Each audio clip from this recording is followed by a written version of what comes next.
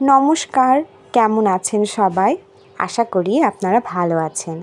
আজকে আমি আপনাদেরকে আমাদের বাড়ির ছাদে কতগুলো গাছ রয়েছে এবং গাছে কি সুন্দর সব ফুল ফুটে আছে সেটাই আপনাদেরকে দেখাবো। আমাদের ছাদে মোট 104 রকমের ফুলের গাছ রয়েছে।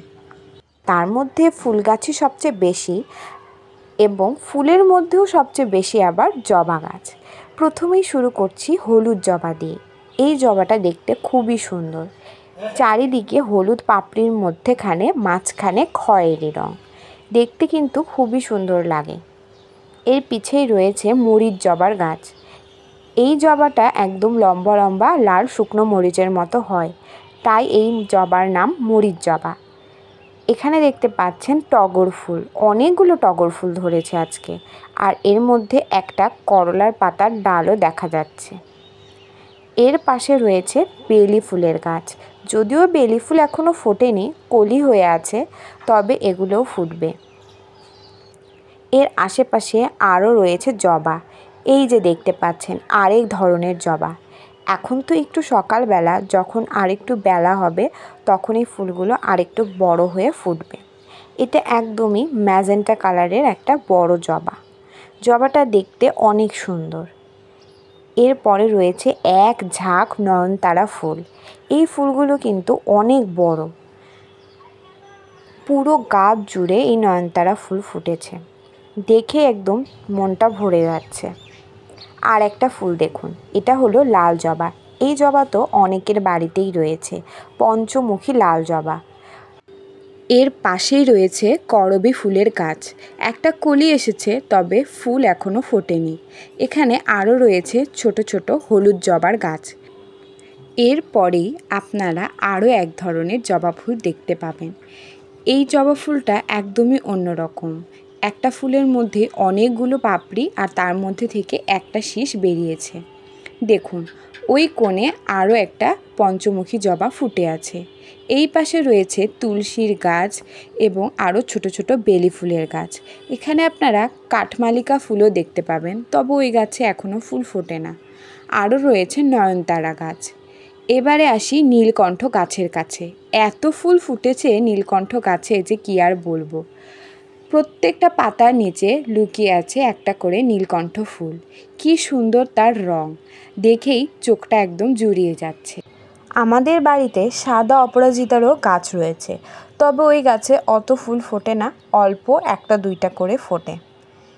এই যে পুরো অপরাজিতা গাছের একদম ঝোপ, এটাকে সুন্দর করে বেঁধে দেওয়া রয়েছে। আর এইখানে থাকে সাদা অপরাজিতা গাছ। এই পাশে এটা কি গাছ বলেন তো, চিনতে পারেন নাকি? এটা হলো অ্যালোভেরা গাছ। অনেক অ্যালোভেরা হয়েছিল, কিছুদিন আগে সব গাছ ছেঁটে দিয়েছে।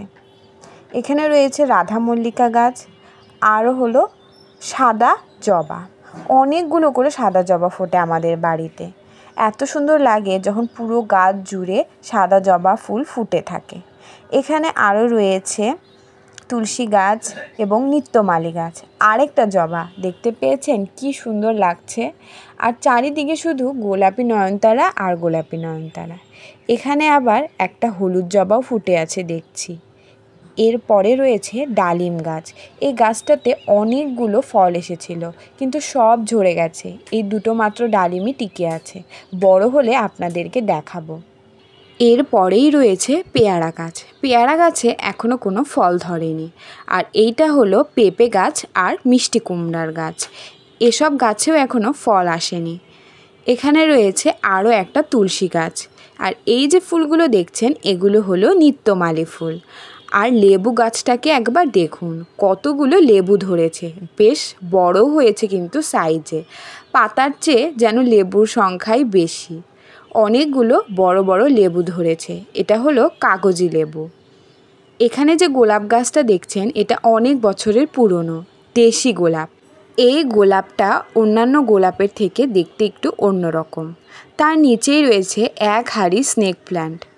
এই কমলা গাছটার পেছনে একটা ইতিহাস আছে। এই গাছে যদিও এখনও ফল ধরেনি, আমার বোন একটা কমলার বীজ খেয়ে এই গাছটা লাগিয়েছিল, সেখান থেকেই এত বড় গাছ। এটা হলো ক্যাকটাস আর এটা হলো কাঠগোলাপ গাছ। কতগুলো ফুল ফুটেছে দেখুন, দেখেই মনটা ভরে যাচ্ছে। এখানে আরও নয়নতারা গাছ এবং পাথরকুচি গাছ রয়েছে। আর এ পাশটা রয়েছে শুধুই সাদা নয়নতারাতে ভর্তি। এই ফুলগুলো সাইজে একটু ছোট আর একটু মোটা। আর এই গোলাপি জবার কথাটা আপনাদের মনে আছে? কিছুদিন আগে কত ফুল ফুটেছিল এই গাছে, একটা রিলসে আমার এটা শেয়ার করা আছে। আর এই গোলাপ গাছটা দেখুন, একই গাছে 2 রঙের ফুল, কমলা আর লাল। তো সবগুলো ফুলের গাছ আপনাদের কেমন লাগলো? যদি ভালো লেগে যায় অবশ্যই ভিডিওতে একটা লাইক করবেন।